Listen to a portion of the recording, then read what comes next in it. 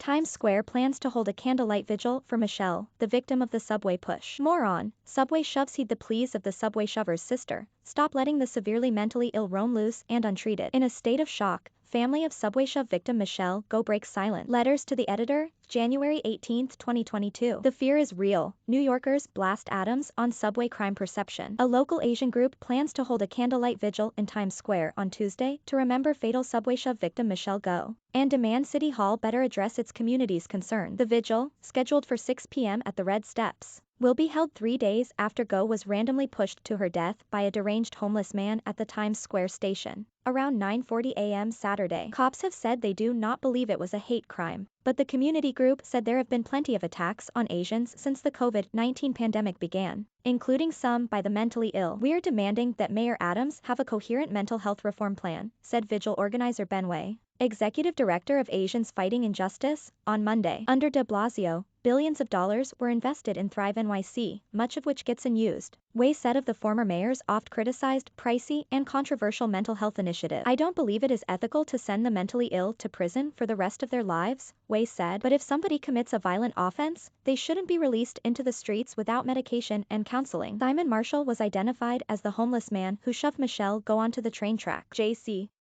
Rice he said the group is also asking Adams to establish an Asian American and Pacific Islanders task force to deal with concerns in that community, adding, "Security and safety is the primary issue." During the pandemic, many of the hotels for the unhoused were in Chinatown, and we saw violence perpetrated on Chinatown residents, Way said. "We urge the mayor to appoint AAPI individuals in his administration, including the Office of Criminal Justice Reform." Adams has come under fire for claiming the city's subway system is safe for riders, and that Go's death simply fed the perception. "The rails are dangerous." As the Post reported Monday, transit crime has actually continued to climb during Adams' first 2 weeks in office. Go's vigil will be held at the Red Steps in Times Square at 6 p.m. Tuesday. NYPD and FDNY arrive on scene after Go was pushed to her death at the Times Square subway station. J.C. Rice officials at City Hall declined to comment on the Asian group's comments Monday. Go, 40, was waiting for our train at the Times Square station when she was pushed into the train's path and killed. He also accused Times Square subway shover should never have been on streets. Sister claims police arrested 61-year-old Marshall Simon in the attack and charged him with murder. Simon's sister, Josette Simon, told the Post on Monday that her brother was a hard-working Haitian immigrant until he was diagnosed with schizophrenia years ago. "He has been in and out of mental hospitals for about 20 years, she said. Go, a native of California and a UCLA graduate, had worked at Deloitte Consulting in Manhattan since 2018. According to her LinkedIn page, "We are shocked and deeply saddened by the loss of our colleague in this senseless act of violence," Jonathan Gondal,